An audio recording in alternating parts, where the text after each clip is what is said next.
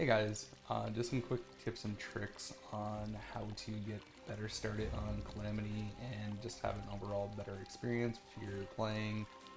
Some things to quick start your experience now that it's day 2 of the playtest, and overall just complete more stages and advance in the difficulties at a quicker rate. Tip number 1 will be going over the equipment in the game. So as you see here, there is 6 different slots you can equip your items to. When I switch to the mage sword here, you'll notice that my class changes to mage.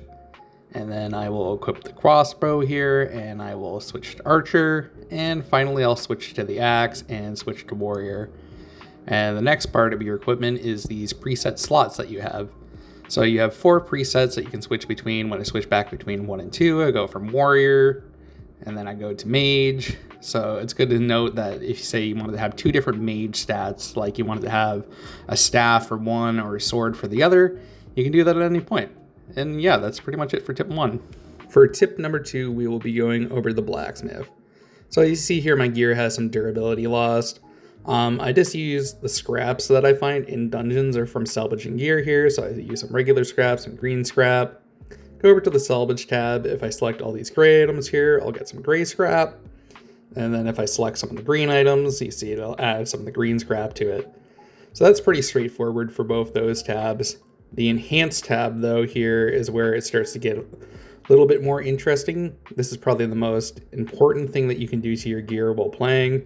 So if I had 2 apprentice swords here, you'll see I got a +7. If I had another one there, I would have a 45% chance to upgrade to a +8. So for example here, I'll go over to the trader and I'm gonna get some sort of basic weapon. I'm gonna go with the wooden broadswords because they're available. So you see I bought 4 wooden broadswords there. I go combine 1, +1, +2, +3, and those all had a 100% chance. And that gives me +24 additional damage. So that's probably the most important thing you can do with the blacksmith. And yeah, that's it for tip number 2.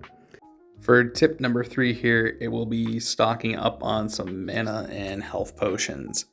So 1.3 gold here for some life, 0.2 for some mana potions. Buy a couple of both. You're going to use these on your run regardless, so it's good to always have a bunch of them. Resource management is very important. It'll make your life a lot easier, make your runs go smoother. Make sure that you're living and actually getting through. And you see here, you go to the left side of the screen where the premium pass is, and $1 gets you 500 gold. So those potions are very cheap, anything considered, and they just make your life a lot easier. So yeah, stock up on your potions. And that's it for tip number 3. Have fun with your runs and make sure that you're managing your resources. Tip number 4 is super quick one. It's just about the gems and rerolling. So see here, you can craft your gems. Ruby, topaz, amethyst, aquamarine, emerald. I don't have any, so I can't do that. If you did, you can insert them into your gear. You can extract any gems that you put on your gear by going to the extract tab. Nice, straightforward there.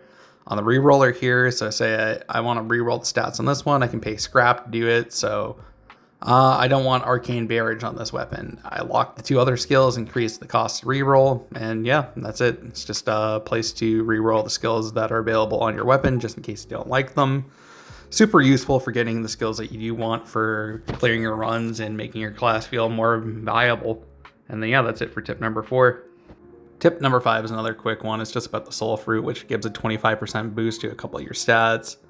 So you go over to the masturbator here, is one way to fish up the soul fruit. So I got no luck here, but eventually I do catch one. Soul fruit's very useful for runs, just gives you that little extra edge to make your clears a bit faster and easier on you, and you can buy it from the trader or fish it up. And yeah, that's pretty much it for this tip here. Nice, quick, easy one. So that pretty much concludes the tips and tricks. A little bonus one here is for clearing stages, is to pull up all your enemies you can. You see I dragon breath them again, get the minimum clear, go to the next stage of the level, rinse and repeat, just keep doing the same thing. And yeah, this maximizes your time spent in the levels and make sure that you're not burning all the time on your time scrolls, because remember, you are limited to 15 time scrolls and the time that you get each day for a total of 19 hours playing. So 1 hour free a day, and then the 15 time scrolls, which you can buy from the vendor right here. they get progressively more expensive. So yeah, if any of these tips and tricks helped you with your clears or made your life a little bit easier, let me know.